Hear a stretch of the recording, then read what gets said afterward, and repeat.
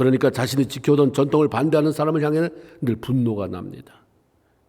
그런 사람 정도는 얼마든지 죽여버릴 수 있다는 생각을 갖고 있었던 거죠. 사람을 사랑한다는 사람들이 모인 교회에 분쟁이 생기면 상상도 못할 엄청난 일들이 벌어져요. 그때 가면 어려운 일이 당하면 저 사람이 하나님을 사랑했던 사람인지 아니면 그 안에 뭘 가지고 있었는지가 그대로 드러나죠. 아침에 오다 보니까 바람이 불어서 가지에 나뭇잎이 많이 떨어지고 있더라고요. 나뭇잎이 떨어지면 앙상한 가지만 남아요. 지금은 좀 덜하지만 점점 가지. 그러면 그 가지에 뭐가 있는지가 훤하게 보이죠. 저는 몰렸는데 저 안에 새 둥지가 있었구나. 저 안에 저런 열매가 있었구나. 어려움이 나를 흔들어 보면 이 안에 뭐가 있는지. 하나님의 어려움을 주는 것은 흔들어 보고 내 본체를 보라고 하는 것이고 어차피 하나님 앞에 가면 다 흔들어서 앙상한 가지 위에 네가 뭘 거기에 맺었는가를 보게 되는데 그러기 전에 이 땅에서 어려움을 통해서 내가 너를 흔들어 볼 때 네 모습을 발견해라. 그리고 수치스럽냐?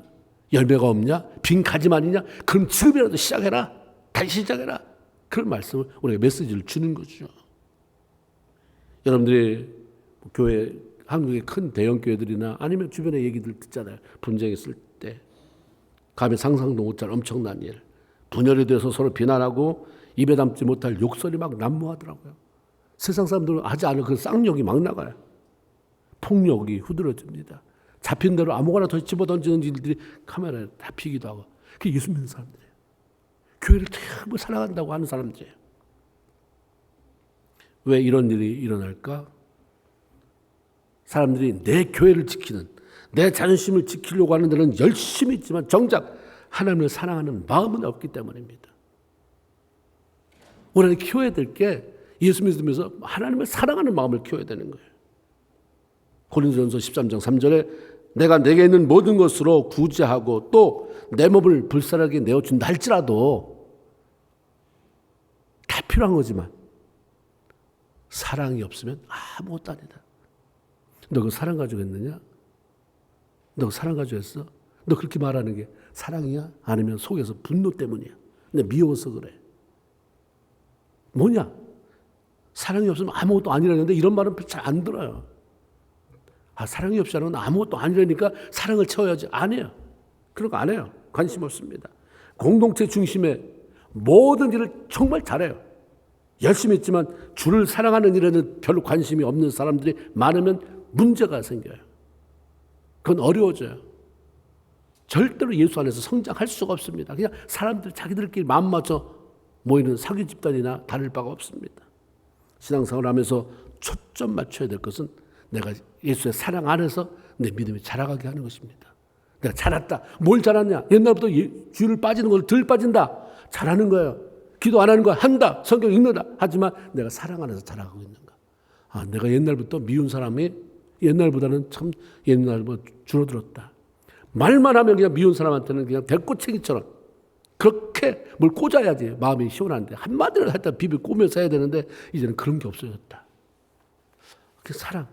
사랑하기 때문에 다 불쌍해 보이고 안 됐고 내가 기도해 줘야 될 것 같고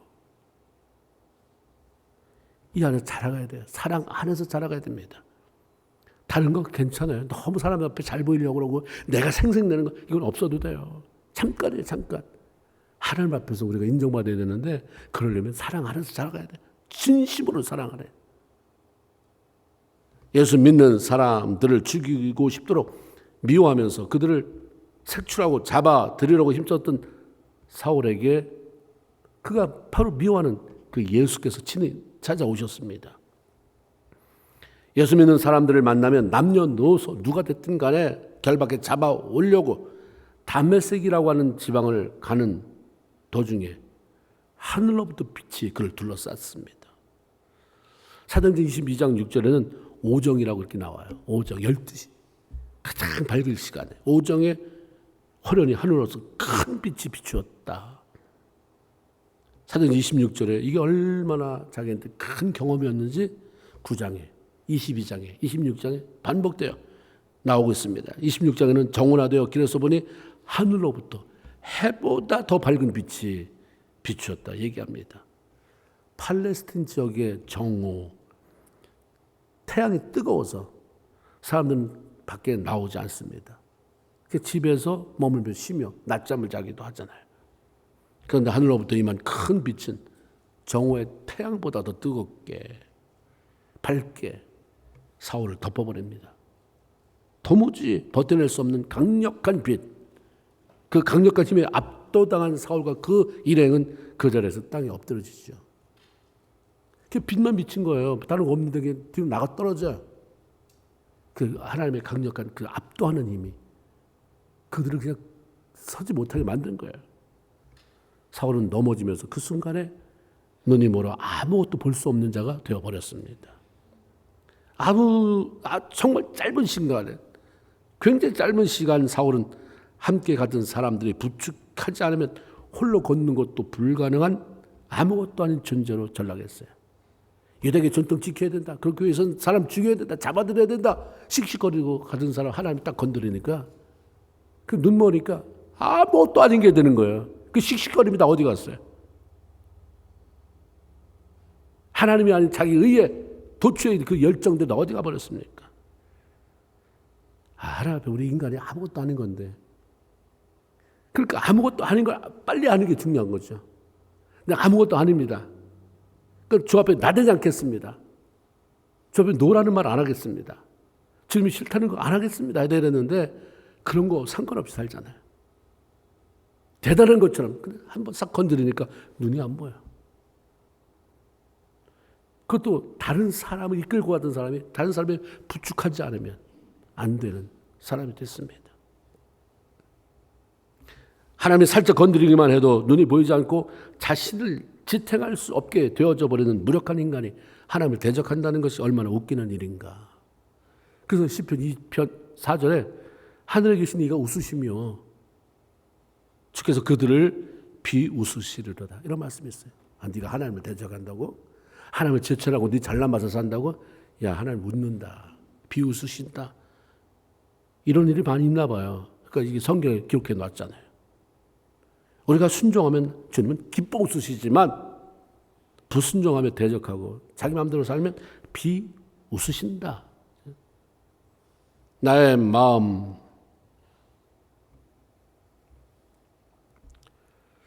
우리가 마음 씀씀이나 말하는 모습이나 행동하는 그런 것, 계획하고 추구하는 것, 그걸 스스로 한번 들어보면서 주님이 기뻐하실까, 비웃으실까?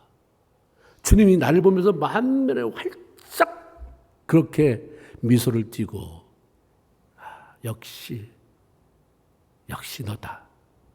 야, 사랑한다. 이런 존재가 나인가? 아니면 어디 한번 해봐라. 너 그렇게 한번 계속 살아봐. 그래? 넌 내 말 너무 무시하고 안 듣는데 그럼 한번 살아봐라 하고 비웃으시는 분인가? 그게 난가? 하나님 나를 비웃는다고 한다면 내 삶에 무슨 열매가 맺힐 것인가? 시간이 지난다고 해서 거기에 무슨 열매가 있는가? 지금 웃게 만들어야 되잖아요. 주님이 나를 비웃게 만들면 안 된다 이 말이에요.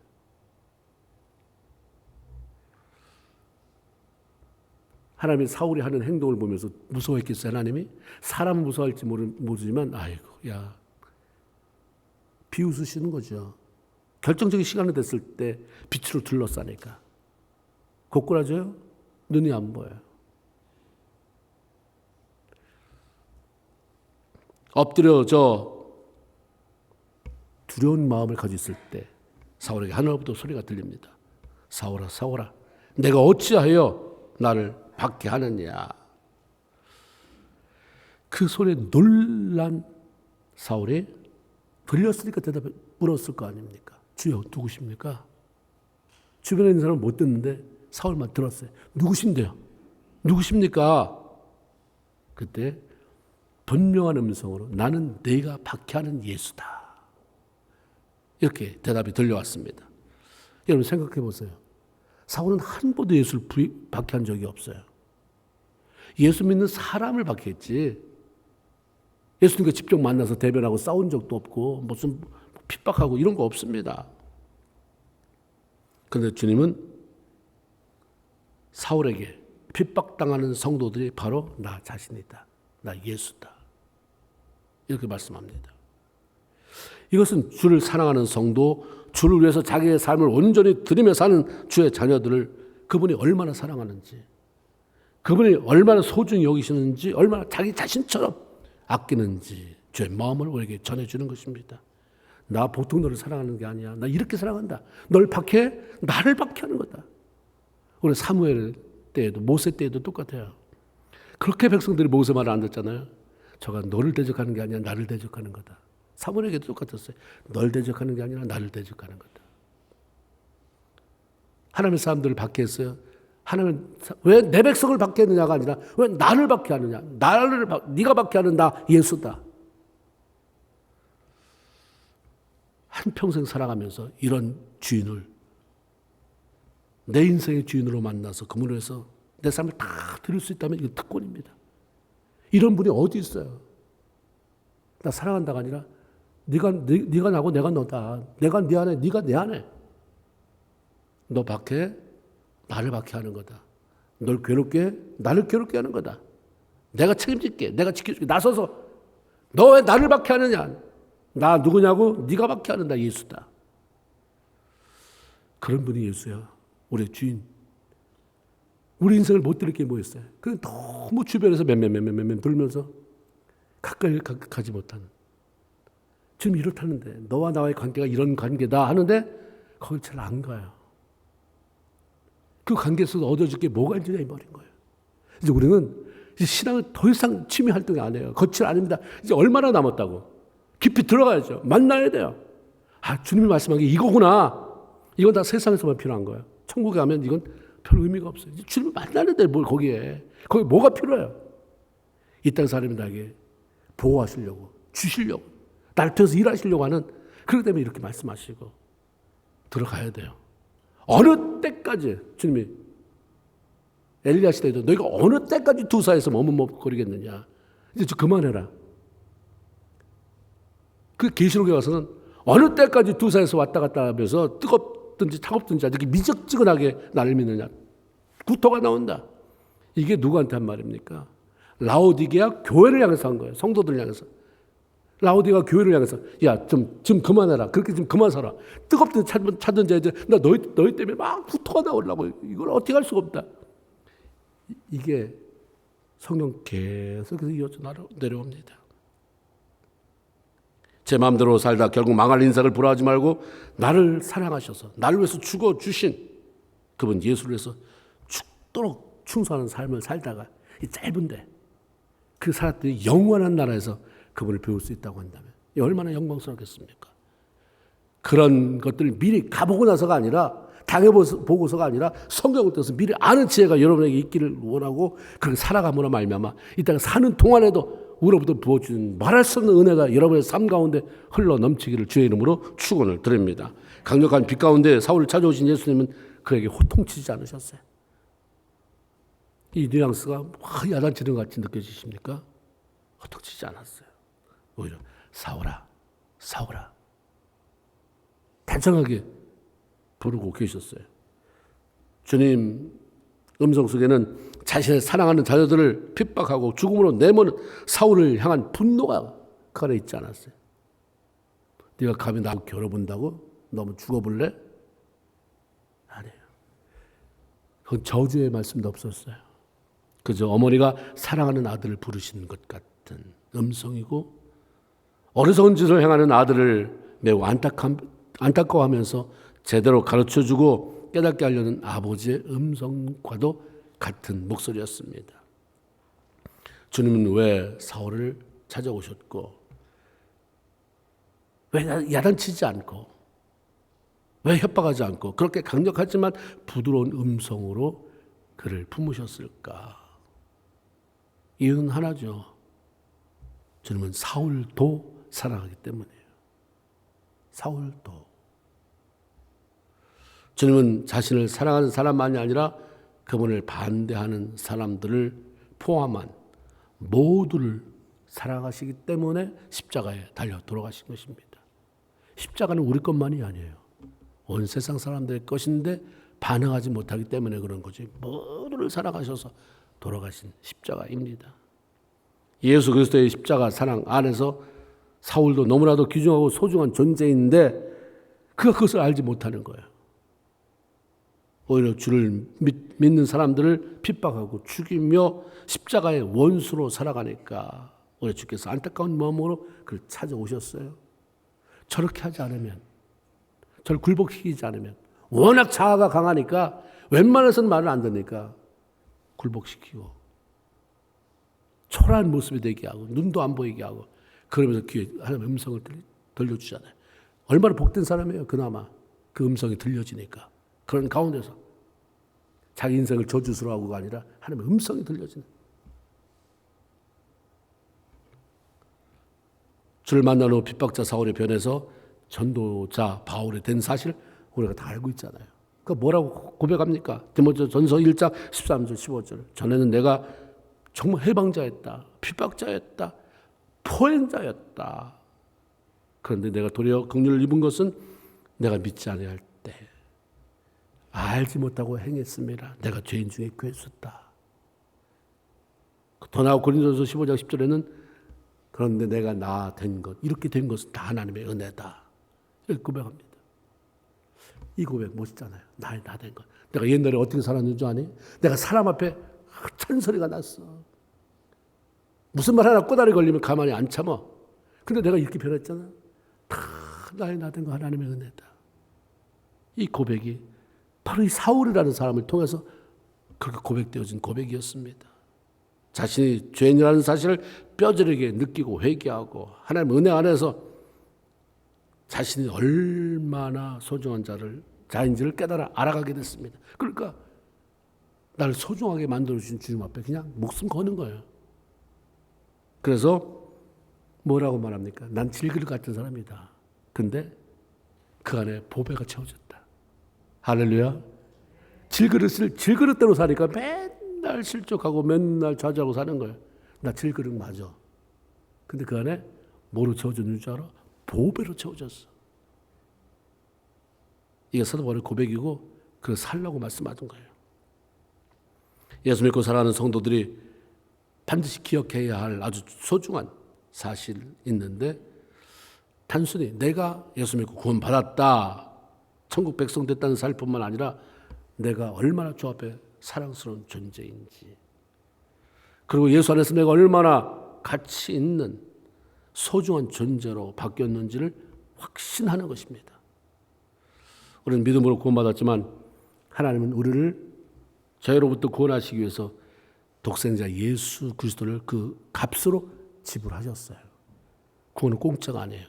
우리 편에서 공짜지만 하나님 편에서는 자기 아들 독생자 예수를 이 땅에 보냈어요. 십자가에 죽게 하고 물과 피를 다 섞게 만드는 대가를 치렀다고 하는 사실입니다. 이 땅에 오셔서 나를 위해서, 여러분을 위해서 십자가에 달려 돌아가신 예수 그리스도의 몸값은 도대체 얼마나 되는가? 예수 그리스도의 몸값이 얼마나 되길래 페이했다고 그러잖아요.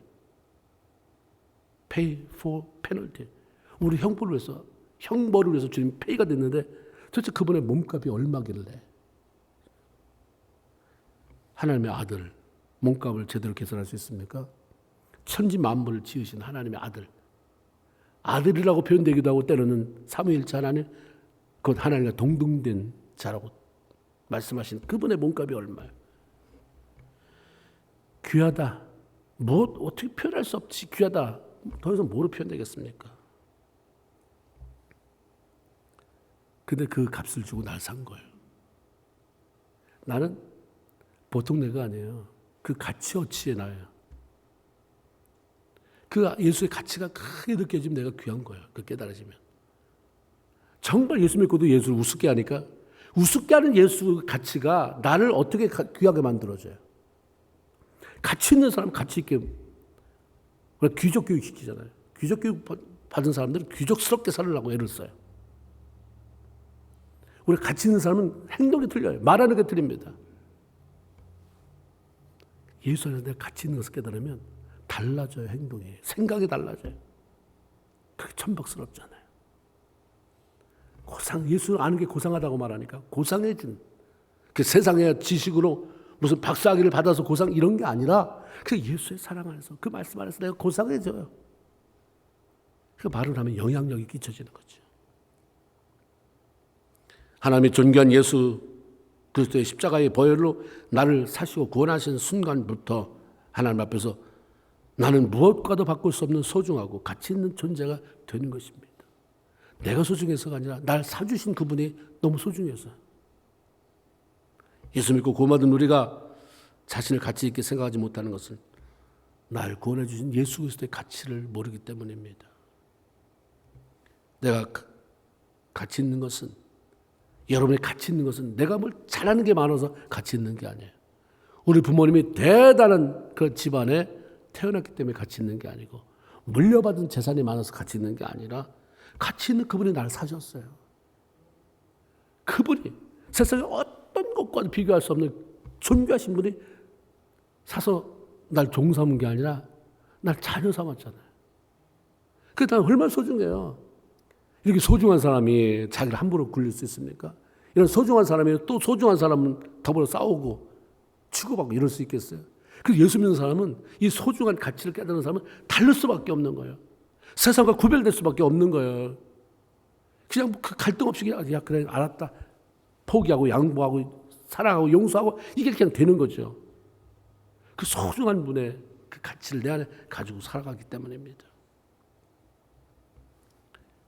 이런 사실을 확신해야 자신의 소중함도 알게 되고 부족하고 연약하지만 죄의 강함을 붙잡고 당당하게 살아갈 수가 있는 것입니다. 사단은 우리보다 먼저 이런 사실을 알아요. 사단이 훨씬 더 잘 알아요.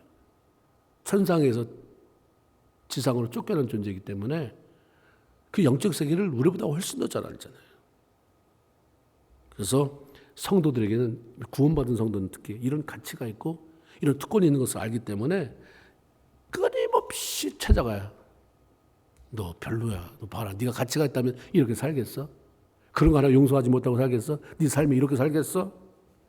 그래서 자꾸 좌절시킵니다. 열등감을 갖게 하고 자꾸 누가 비교하게 만들고 죄의식 갖게 만들고 속이는 거예요. 속이니까 또 속는 사람이 생겨요.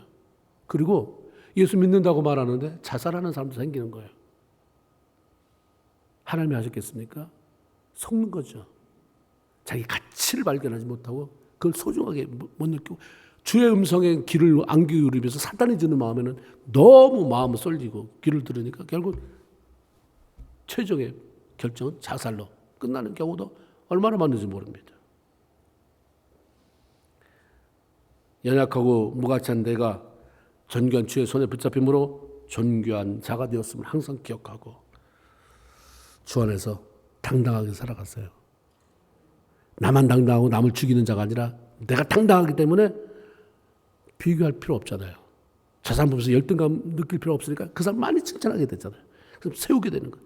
나 때문에 그 사람이 사는 거예요. 이런 삶 살아가게 되길 주의 이름으로 축원을 드립니다. 하나님은 사울을 부르실 때 이미 사울을 향한 분명한 계획을 가지고 계셨어요. 15절에 이 사람은 내 이름을 이방인과 임금들과 이스라엘 자손들에게 전하기 위해 택한 나의 그릇이다. 벌써부터 이런 계획을 가지고 부르셨어요.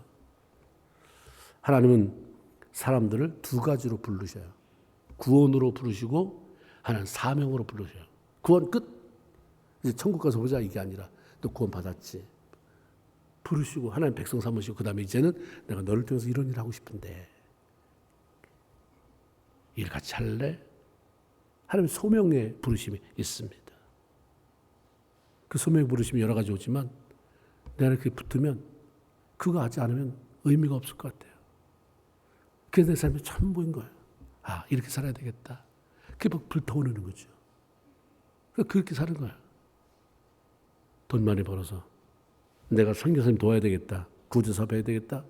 이게 그냥 돈 벌기 위한 수단으로 하나님 갖다 붙어놓은 게 아니라 이게 정말 하나님이 나의 부르심이라고 한다면 별로 물질에 연연하지 않아요.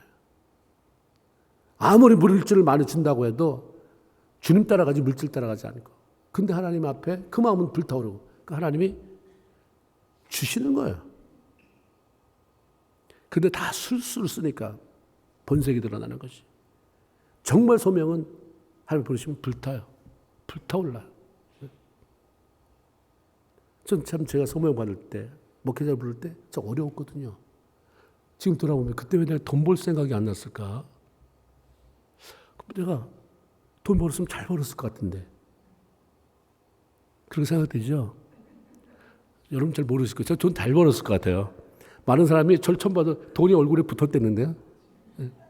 돈이 저절로 붙는데 뭐 벌면 얼마나 많이 벌었겠어요. 근데 별로 다른 거에는 관심이 없는 거예요. 그 이해돼요, 이해. 그 불타는 그게 있으니까 그를 붙잡았겠죠. 아, 하나님 그 부르심을 줘요.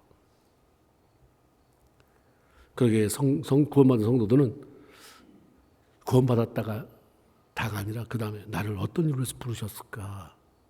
하나님이 나를 부르셔서 일단 하나님의 백성으로 살아가게 하실까? 천국이 다라고 한다면 구원받자마자 죽여야 됐잖아요. 근데 살잖아요. 뭐 하라고 살려두실까? 나에 대한 그분의 생각이, 계획이 무엇이며 나에게 어떤 사명을 주셨는지를 알기 위해서 기도해야 돼요. 깊이 생각하는 시간도 가져봐야 합니다. 그래서 이래서 이렇게 부르셨구나 하면 다른 사람하고 비교하지 말고요. 가다가 뭐 하는 거지 왜? 저 사람은 그냥 지멋대로 사는데 잘 사는데 나는 이게 뭐 하나? 이러지 말고 그냥 끝까지 가다 보면 존귀한 자가 돼요. 반드시 구원 못 받은 사람은 구원 받아야 돼요. 1차적으로. 그걸 확신 가져야 되고 내가 구원 받았다 한다면 내가 소명이 뭔가, 내가 어떤 방향으로 달려가야 하는가를 분명히 알아야 된다고 하는 사실입니다.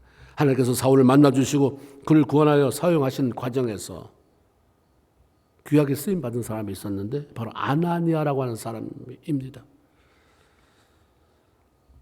사울을 불러주신 하나님. 하나님의 배분 안 보이는 자리에서 사울아 이렇게라 할 수 없잖아요. 그를 도와줄 사람이 필요하셨어요. 사람을 연결시켜줬는데 그가 바로 아나니아예요. 하나님은 사울에게는 아나니아에 대해서 전혀 본 적도 없어요. 들어본 적이 없는데 그에 대해서 말씀을 해주세요. 아나니아에게도 마찬가지예요. 사울을 본 적도 없잖아요. 소문으로만 듣고 알아요. 예수 믿는 사람을 그렇게 포악스럽게 박해하는, 눈 하나 깜짝 않고 잡아다가 죽이는 자리에 넘기는 그런 악명 높은 사람이다 알고 있지만 아는 게 없는데 하나님은 아나니아에게 사울에 대한 정보를 주십니다. 그래서 사울에 대해서 알게 하시고 그를 도울 수 있는 방법을 세우게 만들어 주십니다. 눈에 보이지 않는 사울에게는 아나니아라고 하는 사람이 자기에게 찾아와서 안수하고 보게 해주는 그런 환상을 보여주시고, 아나니아에게는 5사람 사울이 지금 어디에 있다는 장소를 알려줘요. 집가라고 하는 거리 유다의 집을 찾아가 봐라. 거기에 기도하고 있는 사울이라는 사람을 만나게 될 거다. 하나님 중간에서 이런 역할을 다 하세요. 이건 그때 끝난 게 아니잖아요. 하나님 지금도 계속해서. 이때 나 홀로 살 수 없어요. 하나님과 나와의만 관계, 그걸 잘하라고 하는 얘기지 그것만 가지고 안 돼요. 하나님은 내가 하나님 관계를 잘하면 합의 기도할 때마다 그 문제를 해결할 수 있는, 해결받을 수 있는, 도움을 받을 수 있는 그런 사람을 연결해 주는 그런 역할을 기가 막히게 잘하세요. 그래서 하나님을 사랑하는 사람은 중간 역할을 참 잘해요. 중간 역할 잘못하면 이간시키기 시작하면 문제가 심각해지잖아요. 하나님은 기가 막히게 다 살려내는 역할을 하세요. 하나님은 지금도 이렇게 내가 필요한 사람, 나를 필요로 하는 사람 서로 연결시켜 주시고 나를 통해서 그 누군가가 힘을 얻고 일어서도록 연결시켜 주시는 일을 해요. 얼마나 귀한 분입니까? 아무나 덥석덥석 찾아가기보다 기도하면서 하나님, 저 사람이 기도하는데 마음에 들어오는데 어떻게 할까요? 참, 나 도구라고 날 붙여주신 분입니까? 이런 사람이 나오는데, 이런 사람 자꾸 떠오르는데 내가 만나서 내 도움을 받아야 될 사람입니까? 하나님 안에서 이렇게 우리가 해결해 가는 것입니다. 도대체 아나니아가 어떤 사람이었기에 하나님께서 그에게 말씀하시고 그에게 그 대단한 인물 사울을 세우는 사명을 맡기셨을까? 오늘 본문 우리가 읽은 데서 나온 몇 가지. 그는 제자라고 그래요. 제자, 주의 제자. 제자가 뭐예요? 지금 닮아가기 애쓰는 사람. 주의 말씀 따라 사는 사람. 아나니아는 이런 사람이었구나. 이런 사람이었기 때문에 하나님이 그렇게 중간 역할을 할 수 있도록 그렇게 세워놓으셨구나. 또 하나는 그를 기도하면서 하나님의 음성을 듣고 들은 음성을 순종하는 사람이었습니다. 10절에 보니까 아나니아야. 묵묵부담이었습니까? 아나니아야. 들을 줄 아는 사람이야. 듣고 나서 주님, 내가 여기 있습니다. 왜 그러십니까? 하나님이 사용하는 사람 중에 대표가 음성을 듣고 즉시 대답. 사무엘이 주님 부르실 때 주님 말씀하옵소서. 주의 종이 듣겠습니다. 그 말은 내가 시킨 대로 하겠습니다. 그런 사람이에요. 뭐라고 말씀하셨어요? 사울 찾아가라.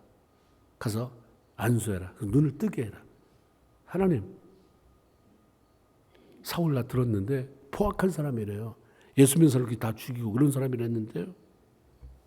예루살렘에서 그 사람 때문에 해를 당한 사람이 수도 없이 많다는 소문이 여기까지 들렸습니다. 다 알았어요. 그런데 주님이 그가 네가 와서 안수하고 눈이 떠지는 환상 봤다. 그 다음 대답이 뭐예요? 그래도 나 싫습니다. 아니요. 네, 알겠습니다. 갔어요. 네가 다메섹 도상에서 만난 예수가 날 보냈다. 안수해요? 비늘 같은 게 떨어졌어요. 눈이 밝아졌습니다. 이런 사람이 하나님 지금도 필요해요. 이런 일을 시킬지 어떤 일을 시킬지 모르지만 주님, 네, 왜요? 주님 왜 부르셨어요, 아버지? 이렇게 했으면 좋겠다. 제가 하죠. 우리는 너무 습관이 돼버렸어요. 노예. 아니요, 못해요. 생각해 볼게요. 그것보다 좀 나은 건 생각해 볼게요. 근데 아나니아, 네, 제가 여기 있습니다. 왜 그러시는데요? 뭔지도 들어보지도 않고 그냥 이해해요, 그냥. 주님이 말씀하시는 건 항상 두 가지예요. 나에게 유익이 있든지 하나님의 영광이 되든지. 그렇게 하면 되는데 다 유산시키는, 귀하게 하나님이 나에게 주시려고 하는 걸 유산시키는. 왜 나 예수를 그렇게 오랫동안 믿었는데 왜 나에게 이렇습니까? 내 삶이 이렇습니까? 안 준 게 아니라 내가 유산시켜버린 게 너무 많지 않는가? 왜 유산이 됩니까? 순종 안 하니까. 내 고집이 너무 세니까. 그런데도 그렇게 살아가요. 내 자존심 때문에. 그럼 주님은 그렇게 살아.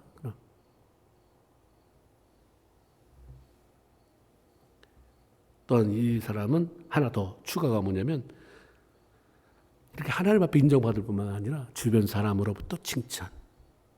신앙은 이렇게 나와 하나님과의 관계, 나와 사람과의 관계. 나는 하나님과의 관계는 분명히 해. 뭐 싫으면 싫다고 그래. 다 떠나라고 그래. 다 미워하라고 그래. 나는 하나님만. 그런 사람이 정말 하나님과의 관계를 잘 맺고 있을까요? No. 성경은 그렇지 않다고 얘기해요. 난 하나님만 사랑. 그건 말도 안 된다. 내가 언제 나만 사랑하라고 그랬니? 날 사랑하는 것처럼 사람을 사랑하라고 했지. 사도행전 22장 12절에 보면 율법에 따라 경건한 사람으로 거기 사는 모든 유대인들에게 칭찬을 받는 아나니아라고 하는 사람 이렇게 표현하고 있어요. 칭찬받는 모든 사람에게. 모든 사람이겠어요? 많은 사람이겠지.